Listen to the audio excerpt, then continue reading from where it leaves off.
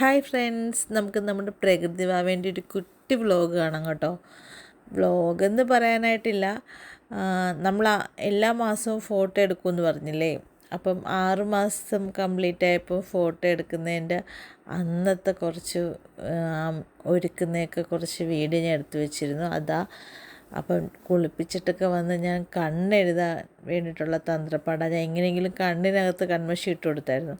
പിന്നെ പിരുകെഴുതാനായിട്ട് ഒരു 20-30 മിനിറ്റിന് മുകളിൽ ഞാൻ എടുത്തു. ആ ഒരു പിരുകെഴുതി ഒരെണ്ണം എഴുതാൻ തന്നെ അത്രയും സമയം എടുത്തു. എങ്ങനെയെങ്കിലുമൊക്കെ ഇപ്പം രാവിലെ വലിയ ഉറക്കമൊന്നുമില്ല, ഇനിയിപ്പോൾ ഉറക്കമൊക്കെ കുറവല്ലേ, എങ്ങനെയെങ്കിലും ആ ഒരെണ്ണം ഒന്ന് എഴുതി.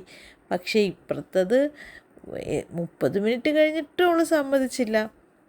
പിന്നെ എങ്ങനെയും ഞാൻ ക്യാമറയൊക്കെ അങ്ങ് ഓഫ് ചെയ്ത് വെച്ചു. എങ്ങനെയെങ്കിലുമൊക്കെ സോപ്പിട്ട് കുറേ സമയം കഴിഞ്ഞ് കിലുക്കും അതും ഇതുമൊക്കെ കാണിച്ച് അപ്പുറത്തെ പിരിവും കൂടി എഴുതി കംപ്ലീറ്റ് ചെയ്ത്. അങ്ങനെ പിന്നെ ഡ്രസ്സൊക്കെ ഇടാൻ ഭയങ്കര ഇഷ്ടമാണ്. പിരിവൊക്കെ ഒരുങ്ങാൻ ഇഷ്ടമാണ്. പക്ഷേ കുഞ്ഞായതുകൊണ്ട് അവൾക്കത് കടിക്കാൻ അതെന്തോന്നറിയില്ലല്ലോ, പിടിച്ച് മേടിക്കാനും അങ്ങനെയൊക്കെ ഇതാണ്.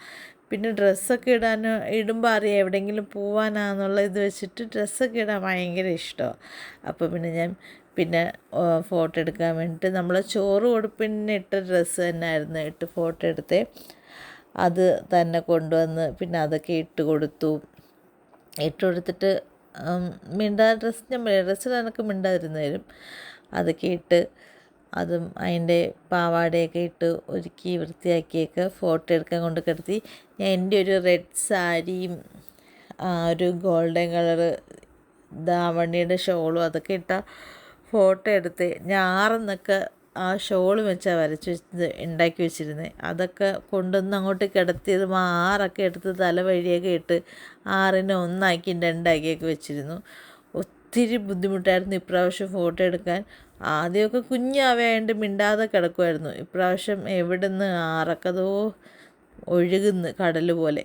പിന്നെ എങ്ങനെയും ഈ 2 ഫോട്ടോ കിട്ടിയത്. അപ്പോൾ അത്രയേ ഉള്ളൂ ഫ്രണ്ട്സ്. വീഡിയോ ഇഷ്ടപ്പെടുവാണെങ്കിൽ ഒന്ന് ലൈക്ക് ചെയ്യണേ.